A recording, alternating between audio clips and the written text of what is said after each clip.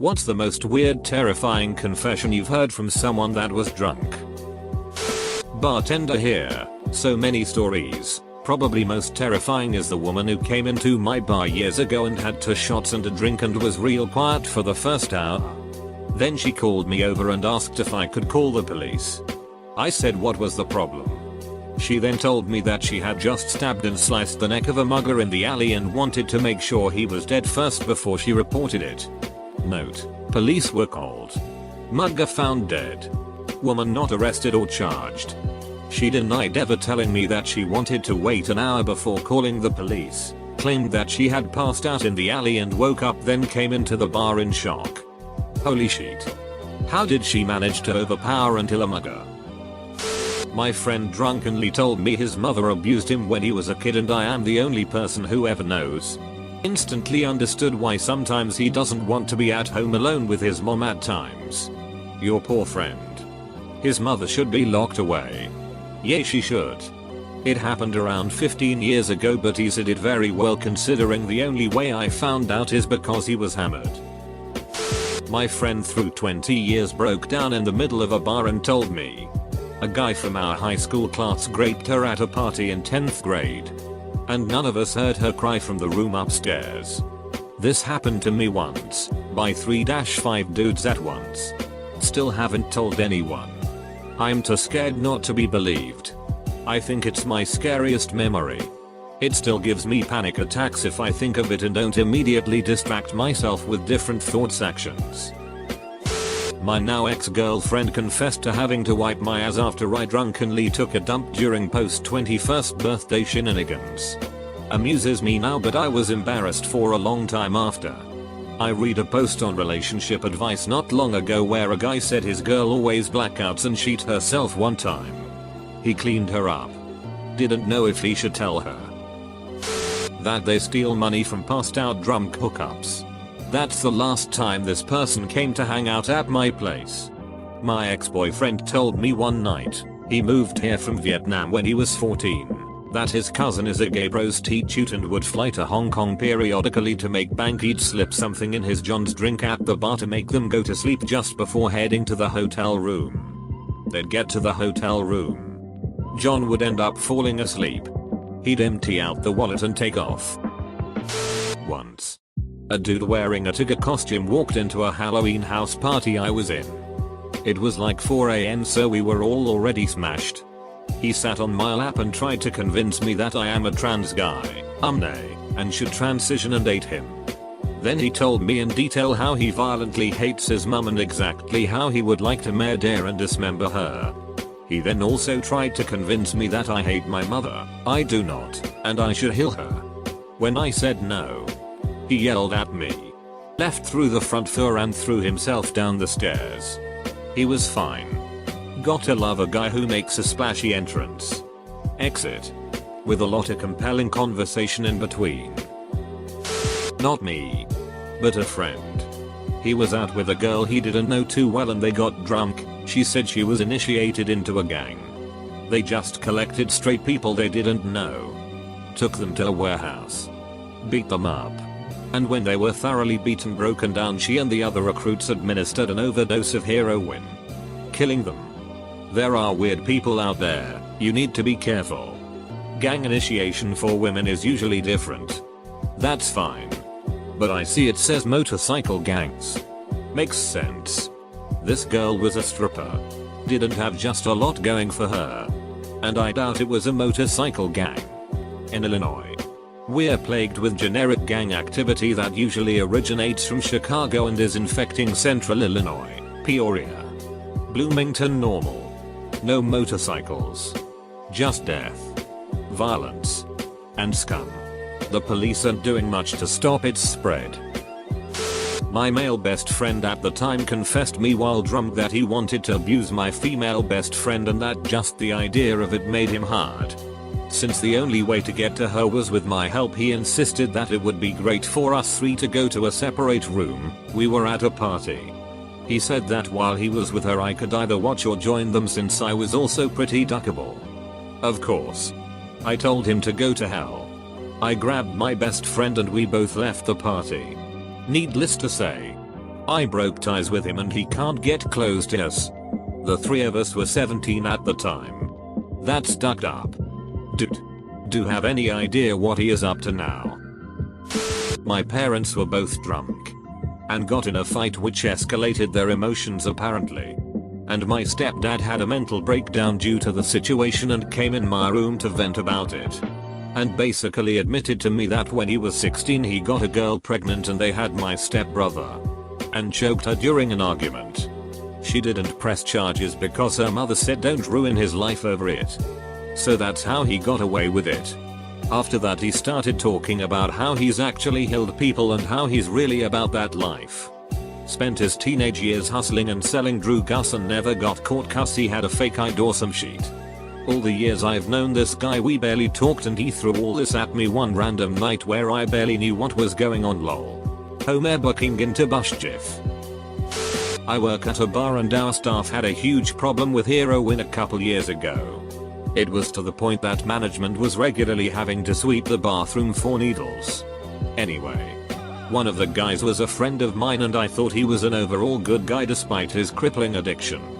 One night we were having a few drinks after work and he got a little too drunk and admitted that a couple months prior he had bought stuff from someone he didn't know and didn't trust, so he called up a girl he'd used with before and told her he had stuff and could he come over.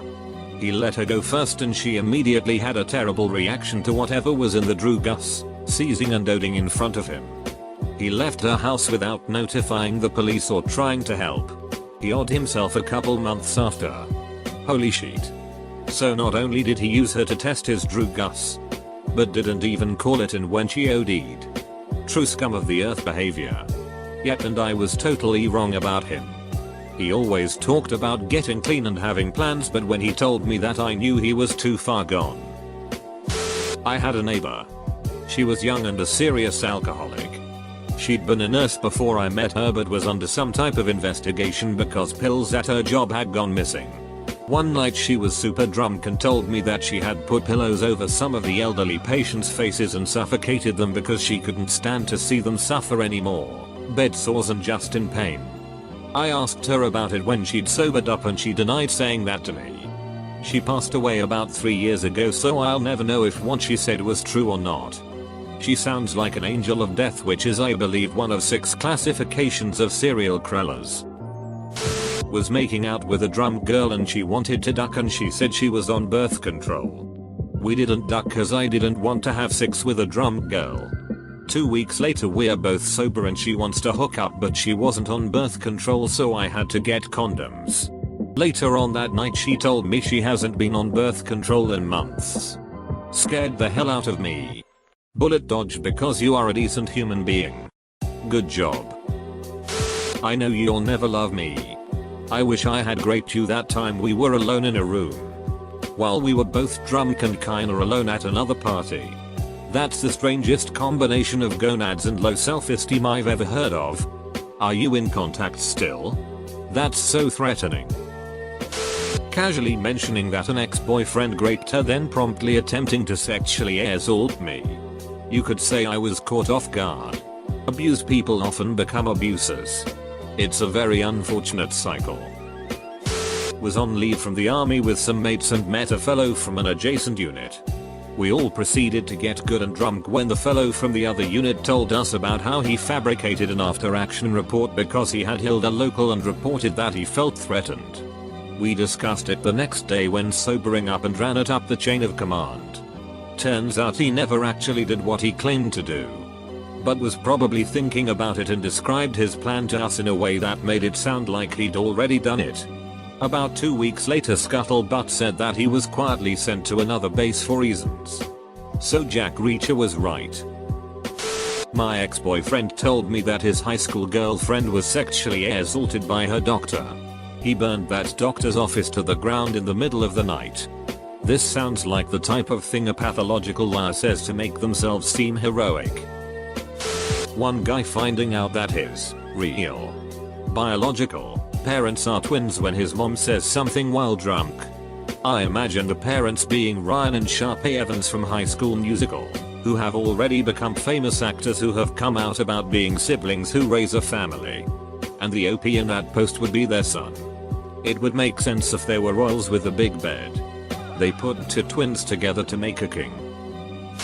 My uncle, who has always been an oasis of sanity and understanding in my family, got super ducking drunk and told me he doesn't really care about anyone. Not even me. And that he fantasizes constantly about murdering everyone he loves. Starting with the people closest to him first. He would take his time doing it. I told him he'd been winning the fight against those thoughts every day for 40 years. And he'd been 100% successful so far. And tried to change the topic. He started laughing and started carrying on about how fun it would be to give in to those urges and how no one would be able to stop him, and he got so excited by it that he had to go sit out in the sub-zero weather at 3 AM on the porch for a couple minutes to calm down. He was really graphic with what he wanted to do to his sister, my mom, and told me that when he lived with my grandmother, he would sometimes stand over her while she slept thinking of how much he hated being around her and wishing he could smother her. He has had waking blackouts in the past, so I took this issue to my parents, who have dealt with it before and haven't really been close to him since.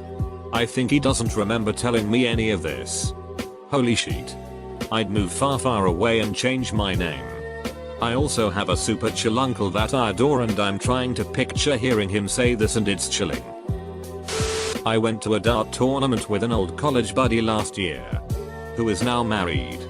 Anyways, he hit it off with his fellow finalist, who also happened to be sporting a wedding ring. The two got so plastered on the free drinks they won that soon the talk of tungsten shafts devolved into them having their tongues in one another with her hand on his shaft. She took an Uber to the bar, so my friend decides to be a gentleman. Tosses me the keys to his Tahoe and says we can drop her off. So he folds down the rear passenger seats and lays down a few blankets in the back for the drive. I try not to watch, but hey. Sometimes a designated driver has to use the rear view mirror, and it was pretty clear they were 69.9 in the back. When I confronted my friend about his infidelity after we dropped her off, he confessed that it ain't cheatin' if you're both eatin'. But how can you do that? The dude was too drunk to realize I was referring to his presumed guilty conscience, and instead provided me with a step-by-step guide on how I could also learn to neg women and speedily seduce them into 69.9 in the back of my ride. It was terrifying. Someone was still quoting the game in 2018. Grossest story in this thread. I can't believe they made you drive the 69 mobile. Last night I was at a comedy club. It was the 9-11 set. Due late enough that most people had probably had dinner and some pre-show drinks. This one couple was seated at the front center table, literally at the base of the mix stand. Through 3 different comedians he's hooting and hollering, clapping at everything, laughing at jokes during the setup, etc. Classic drunk distraction. So finally the third comedian decides to lay into him a bit. He claims to have been together with the woman for 20 years. She corrects him. 6 months. When asked about his job, he claims to be in the miracle business. She corrects, real estate. When asked about having troubles in relationships, he offers, brags, really, that he went to prison for 3 years for selling 200 pounds of weed each month. Sure. A bit awkward this drinkers is hijacking the show to talk about selling Drew Gus at wholesale. As the comic is figuring out where to take this, the drum guy follows up, don't worry. Prison was easy because I was willing to grate them. And I never did no time neither. When I was 16 I had a job as a dishwasher at a local bar. So being around drunk people was sort of the norm for me. Though one day Steve, who is like a 50-something-year-old guy who works in the kitchen with me, comes and gets drunk on his day off. No big deal. Go ahead. It got weird though when he came into the kitchen and cried to me about how his boyfriend left him. And how good I could make him feel if I gave him a quick BJ. Of course this caught me way off guard as I was 16 and I'm not even homosexual. So I just left the kitchen and found other stuff to do. I didn't really want to talk to Steve after that. I quit the job shortly after anyway. This is a doozy. I was about 22 and went out drinking with my coworker who was the same age. We're both women. And she asked me if I ever looked at porn. I said sure. She said she'd stumbled across some child pornography and it confused her because the kids looked like they enjoyed it. So she looked up more to find out if it was really so bad. I freaked out and tried to explain that it was illegal to look at and that children can experience sexual pleasure while being damaged. She clearly thought she was just innocently researching the subject and didn't seem to understand why I was so upset. An older co-worker we both liked and trusted explained the same thing to her. I have no idea if she was a pedophile or just didn't get why looking at child pornography for any reason is bad. Outside of law enforcement, 10 years later I'm still wary of co-workers. Some things you're better off not knowing. This made me feel a bit sick. Drunk at a block party, our next door neighbor admitted she was sexually abused as a kid and tried to get physical with my husband within the span of half an hour. I don't know if she remembers. How did you react? I just walked away with husband. Wasn't surprised. The family's situation seemed to be kind of a hot mess from the moment they moved in. Sad for her that she's been a victim. Not long ago my friend was outside for a smoke at a small house party and a girlfriend of a mutual friend came up to him and decided to let him know that she had gotten an abortion earlier that week. She didn't even introduce herself. Just went straight to that. She had to vent. Drunk girl that was hitting on me randomly went on a rant that it was unfair that her friend has slept with 30 odd people and was STD free. Yet she had only slept with like 15 and ended up with herpes. I mean, what was I meant to do with that? Anal. I heard you have the biggest big dig from your friend group. Just because I don't have any friends. My college roommate and I used to get drunk together a lot. She had a really dark history and she'd sometimes drunkenly tell me a lot about it as well as how ducked up it had made her. She had been the one to find her father after he killed himself and one of her uncles assaulted her all through childhood. She had a major eating disorder. Once we went to see a movie loaded drunk and she threw up in her popcorn and tried to convince me it wasn't a big deal and we didn't have to leave because she would have just thrown it up later anyways. I had to practically carry her home. She abused laxatives constantly and would mix fiber supplements in with her alcohol. She was also tremendously abusive to her partners and tried to manipulate me into feeling bad about myself occasionally. Which was the main reason I stopped being her friend and moved out after not even a full year of living with her. A few years after I had stopped living with her, she called a mutual friend of ours drunkenly while he was hanging out with me, saying she was drunk on the side of the road.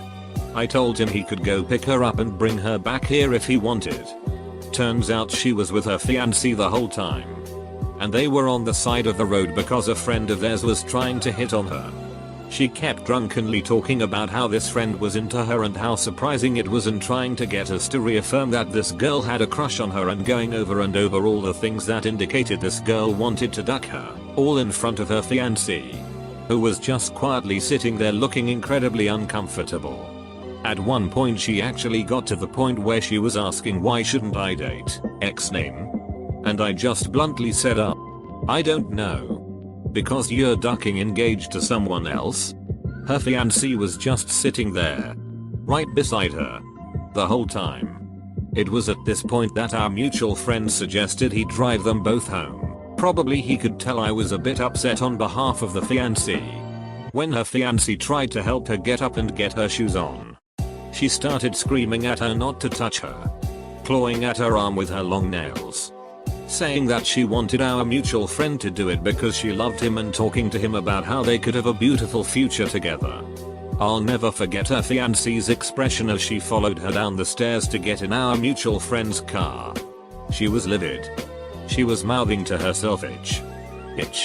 You ducking it over and over again because she clearly didn't feel like she could stand up to her.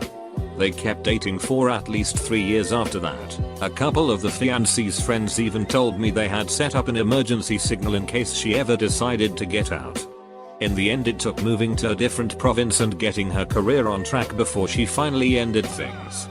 I have no idea where the original person is now or what she is doing.